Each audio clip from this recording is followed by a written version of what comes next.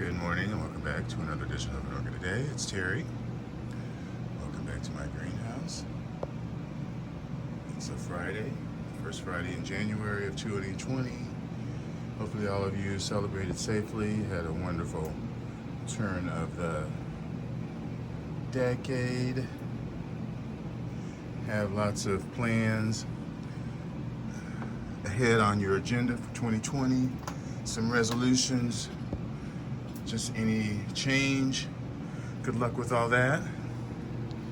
Today I want to touch briefly with a new acquisition, and it's one that I got before, but because of my schedule, I just wasn't around adequately enough to maintain the plant, and so hopefully this time around I will be able to do it.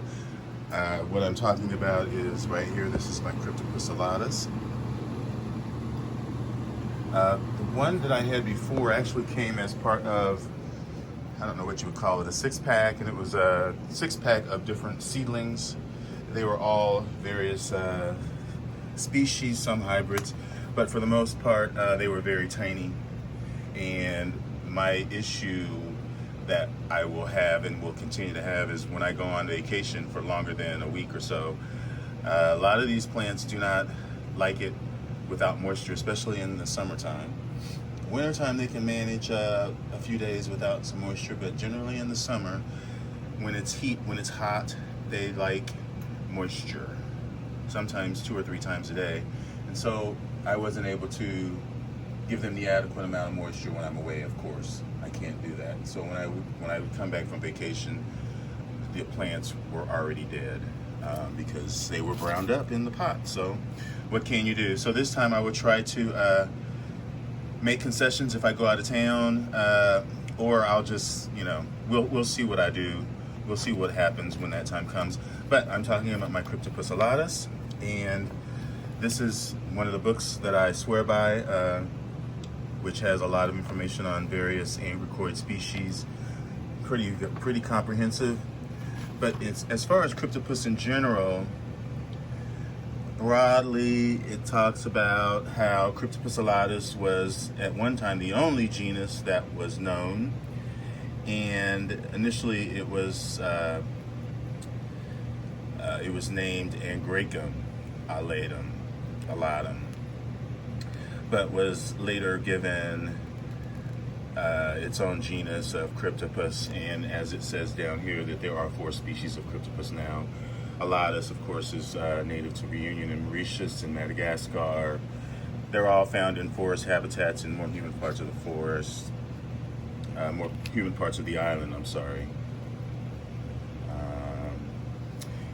Not easy to maintain in culture because of their roots, which are aerial, and it says that they need something to attach to, as it is also a vining species, and they don't thrive if they are potted or kept moist, and so they need something to attach to, generally a cork slab or some sort of a tree fern mound or something that behind it, so that it will have something to attach to and grow up.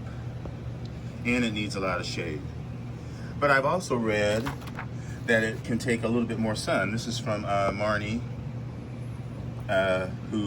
this is actually from Troy Myers.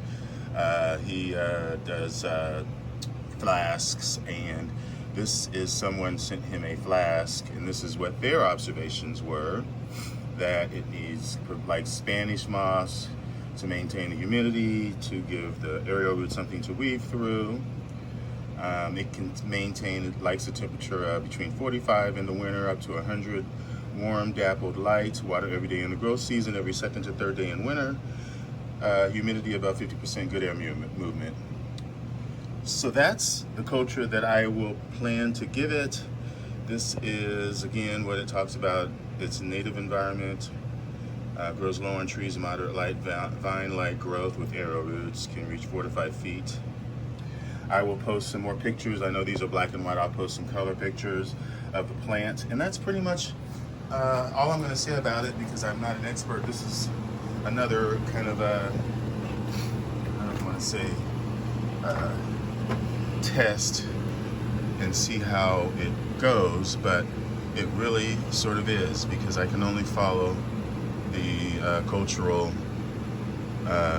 descriptions that I've just read to the best of what I think that means. I'm already noticing this plant is yellowing some, but that could be because it's getting a little bit more shade. It actually, a little bit more sun, I'm sorry. It prefers more morning sun and then dapple throughout the day, and then by the evening or the afternoon, that strong sunlight is filtered. And so where I have it now, it gets very dappled in the morning, but then in the afternoon, as you can see, there's nothing here in the afternoon. It's going to get a little bit more sun, even though it is in the shade of this humidifier, which is right here. But this is also a nice spot that I like because it's got these fans on the side that are blowing onto the plant, which helps it to dry quickly. And yeah, so that's it. Wish me luck on this plant. Again, this is a bigger plant than what I had before, and I'm very happy to have it. I might actually move this plant down to my east end once it gets a little established here. I might even pull this up over more so that it gets a little bit more shade in the afternoon, which would be a good idea. But we'll see how it goes, and I'll keep you all posted. For sure, I will keep you all posted. And again, if you've enjoyed my video for the day, I encourage you to hit the thumbs up button and subscribe if you deem it along lines with what you like to see as far as orchids grown in a greenhouse in the jungle fashion. So again, have a good day, folks. Enjoy your orchids. Bye.